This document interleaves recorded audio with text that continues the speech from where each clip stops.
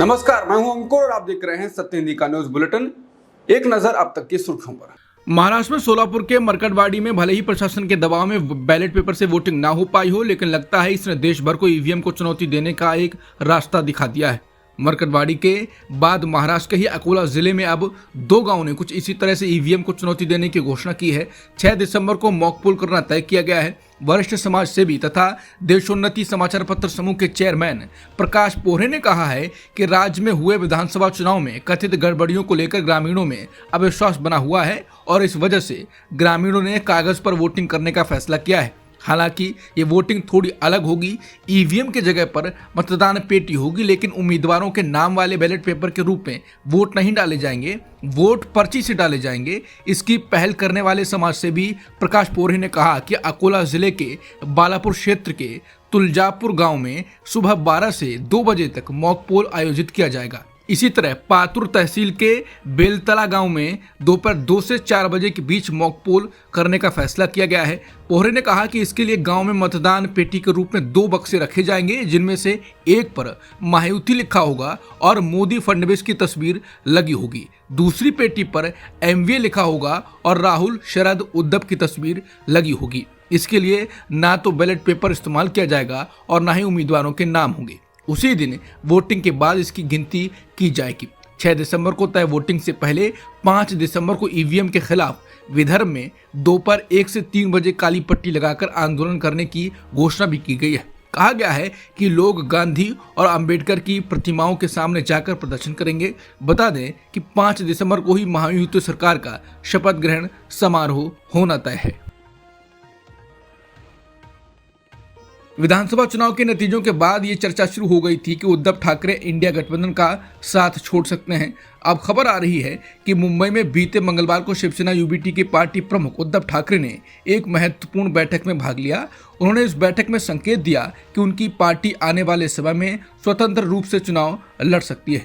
ये बयान आगामी स्थानीय निकाय चुनावों और विधानसभा चुनावों को ध्यान में रखते हुए दिया गया। साथ ही उन्होंने पार्टी सदस्यों को शिवसेना यूबीटी की हिंदुत्व विचारधारा पर उठ रहे सवालों का खंडन करने और शिंदे गुट के दावों को दृढ़ता से विरोध करने का निर्देश दिया। बैठक में ठाकरे ने पूर्व और संभावित नगर सेवकों को संबोधित किया। उन्होंने पार्टी को स्थानीय निकाय चुनावों, विशेषकर बृहन्मुंबई नगर निगम यानी बीएमसी चुनावों की तैयारी में जुटने का आह्वान किया। बता दें, भारत के सबसे धनी नागरिक निकाय माने जाने वाले बीएमसी पर शिवसेना का 25 वर्षों तक शासन रहा। हालांकि अब शिंदे गुट ने महाविकास आघाड़ी के 47 पूर्व नगर सेवकों को अपने पक्ष में कर लिया है।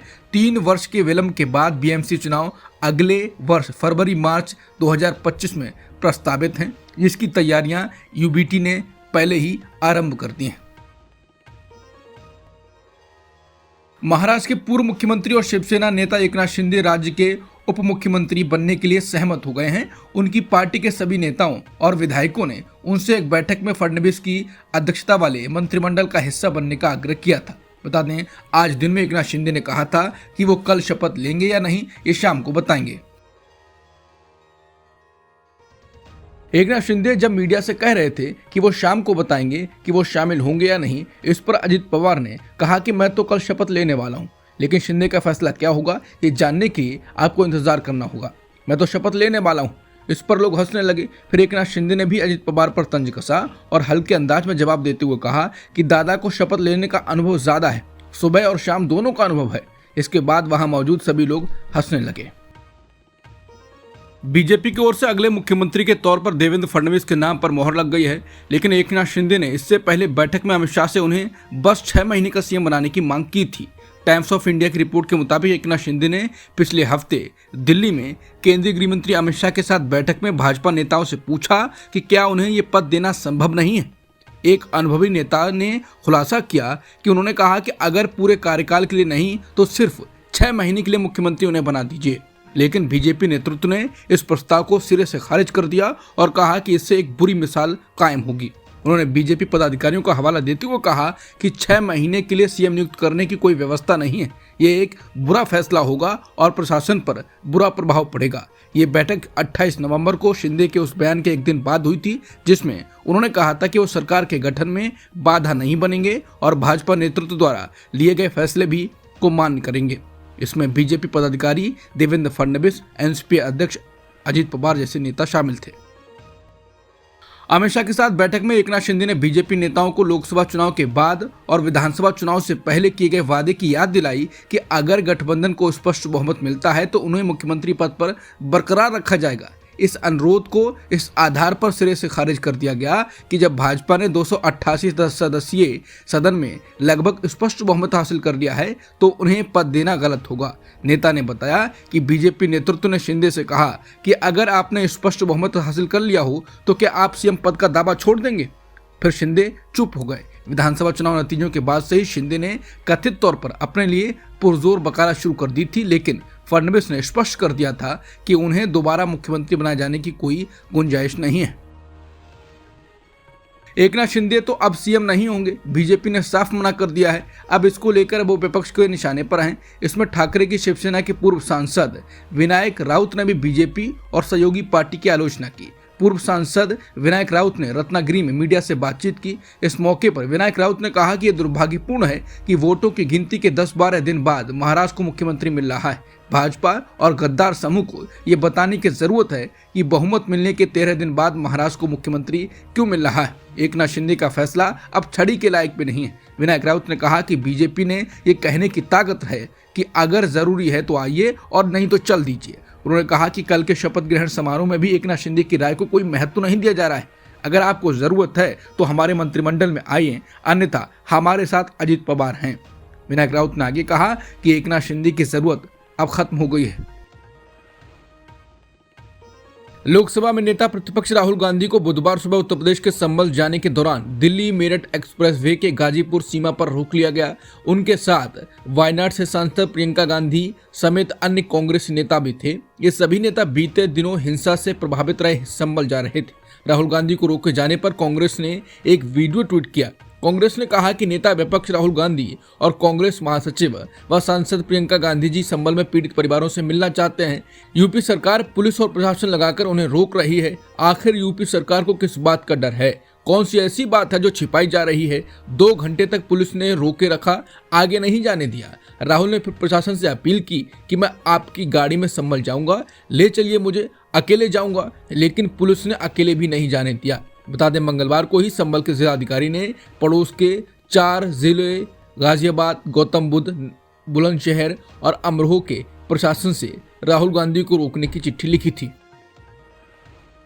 राहुल गांधी घंटों तक संभल जाने की कोशिश करते रहे, नहीं जाने दिया गया तो राहुल ने कहा कि हम संभल जाने की कोशिश कर रहे हैं, पुलिस मना कर रही है। नेता विपक्ष होने के नाते मेरा अधिकार बनता है वहां जाने का, लेकिन तब भी जाने नहीं दिया जा रहा है। मैं अकेला वहां जाने को तैयार हूं, लेकिन ये बात भी नहीं मानी गई। हम सिर्फ संभल जाना चाहते हैं, वहां के लोगों से मिलना चाहते हैं, लेकिन हमारा संवैधानिक अधिकार हमें नहीं दिया जा रहा। यही है नया हिंदुस्तान जिसमें संविधान को खत्म करने का काम किया जा रहा है।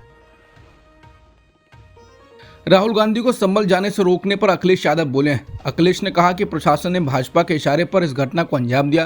किसी भी पार्टी के नेता को वहां जाने नहीं दिया जा रहा है। वो क्या छुपाना चाहते हैं? प्रशासन की भाषा देखिए। क्या लोकतंत्र में अधिकारियों को इस तरह का व्यवहार और भाषा की अनुमति दी जा सकती है? पता नहीं वो 10 तारीख तक क्या क्या छुपाएंगे और कितना दबाव बनाएंगे। उत्तर प्रदेश में भाजपा सरकार में पुलिस सिर्फ लोगों को फंसाने का काम कर रही है, न्याय दिलाने का नहीं। उत्तर प्रदेश में संभल हिंसा के बाद अब योगी का बुलडोजर भी चला है। मस्जिद सर्वे के दौरान हुई हिंसा के कारण 1 सप्ताह की देरी के बाद संभल की चंदौसी नगर पालिका परिषद ने अतिक्रमण विरोधी अभियान शुरू किया। चंदौसी के संभल गेट पर BMG इंटर कॉलेज के सामने बनी अवैध दुकानों और मकान को भी ढा दिया गया। हालांकि कार्रवाई के दौरान कई जगह विरोध भी हुआ, लेकिन डिप्टी कलेक्टर की सख्ती और भारी जुर्माने के डर से कोई भी विरोध में नहीं आ सका और लगातार बुलडोजर चलता रहा। संभल जिला प्रशासन के जरिए चलाए गए अतिक्रमण विरोधी अभियान के दौरान मौके पर बड़ी संख्या पुलिस फोर्स को तैनात किया गया था। लोगों का कहना है कि योगी ने अभी एक और जख्म दे दिया है। कुछ लोग सुप्रीम कोर्ट पर टिप्पणी कर रहे हैं और कह रहे हैं कि सुप्रीम कोर्ट अब शांत रहेगा। बता दें, सुप्रीम कोर्ट ने बुलडोजर एक्शन पर रोक लगाई हुई है। सुप्रीम कोर्ट ने बुधवार को कहा कि उत्तर प्रदेश का गुंडा और गैर सामाजिक गतिविधि रोकथाम कानून अत्यंत कठोर है। जस्टिस BR गवई और जस्टिस KV विश्वनाथन की बेंच ने एक याचिका की सुनवाई के दौरान ये टिप्पणी की। बता दें, इलाहाबाद हाईकोर्ट ने मई 2023 में गुंडा एक्ट के तहत लंबित कार्रवाई को रोकने की मांग वाली याचिका खारिज कर दी थी, जिसके बाद याचिकाकर्ता ने सुप्रीम कोर्ट का रुख किया। अब सुप्रीम कोर्ट ने इस याचिका पर सुनवाई करने का निर्णय लिया है। आंध्र प्रदेश सरकार ने आंध्र प्रदेश सीआईडी के पूर्व अतिरिक्त पुलिस महानिदेशक यानी एडीजीपी और वरिष्ठ आईपीएस अधिकारी एन संजय को सस्पेंड कर दिया है। जांच में पाया गया कि निदेशक रहते हुए उन्होंने 1 करोड़ रुपए का दुरुपयोग किया था। बता दें, सीआईडी प्रमुख के रूप में संजय ने कुछ हाई प्रोफाइल मामलों की जांच की थी। इनमें एपी कौशल विकास निगम में कथित घोटाला भी शामिल था, जिसमें टीडीपी प्रमुख एन चंद्रबाबू नायडू को आरोपी बनाया गया था। पिछले साल 23 सितंबर को संजय ने उस ऑपरेशन की निगरानी की थी जिसमें सीआईडी अधिकारियों ने नायडू को गिरफ्तार किया था।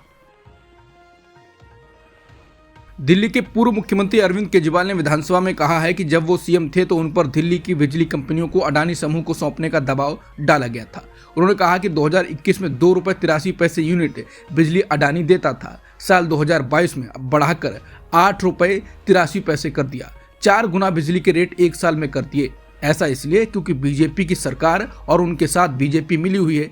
आज सदन के अंदर मैं पूरी जिम्मेदारी के साथ बताना चाहता हूं कि मेरे पर मुख्यमंत्री रहने के दौरान दबाव डाला गया कि दिल्ली की बिजली कंपनियों को अडानी को सौंप दो।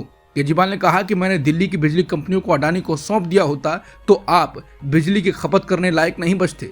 दिल्ली की बिजली इतनी महंगी हो जाती है कि ना दिल्ली सरकार सब्सिडी दे पाती और ना आप अपनी कमाई से बिजली का बिल भर पाते। मैंने मना कर दिया कि अडानी समूह को बिजली कंपनियां नहीं दूंगा। ये तो कारण नहीं था कि मुझे जेल भेज दिया गया। मेरा चैलेंज है कि बीजेपी वाले चुनाव से पहले ऐलान कर दें कि सरकार बनती है तो अडानी को दिल्ली की बिजली कंपनियां नहीं देंगे। केजरीवाल ने यह बयान ऐसे समय दिया है जब हाल ही में गौतम अडानी, उनके भतीजे सागर अडानी समेत 8 लोगों के खिलाफ अमेरिका में धोखाधड़ी के मामले में आरोप तय किए गए हैं। उपराष्ट्रपति जगदीप धनखड़ एक कार्यक्रम में मौजूद थे और वहां पर कृषि मंत्री शिवराज सिंह चौहान भी थे।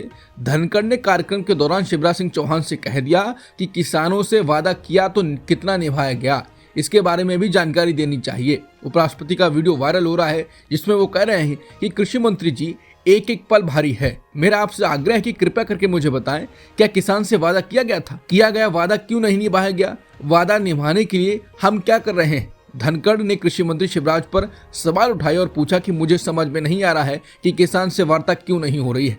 हम किसान को पुरस्कृत करने के बजाय उसका सही हक भी नहीं दे रहे हैं। कृषि मंत्री जी, एक एक पल आपका भारी है। मेरा आपसे आग्रह है कि कृपया करके मुझे बताइए। धनखड़ के सवाल आराम से नहीं, तीखे लहजे में पूछे गए थे, जिसके बाद लोग सवाल उठाने लगे हैं कि क्या ये शिवराज सिंह चौहान के खिलाफ हाईकमान का कोई नया मोर्चा है? आखिर धनखड़ साहब सरकार से संसद में बात करने को क्यों नहीं कर रहे हैं? राज्यसभा में बहस के सारे रास्ते उन्होंने ही बंद कर दिए हैं।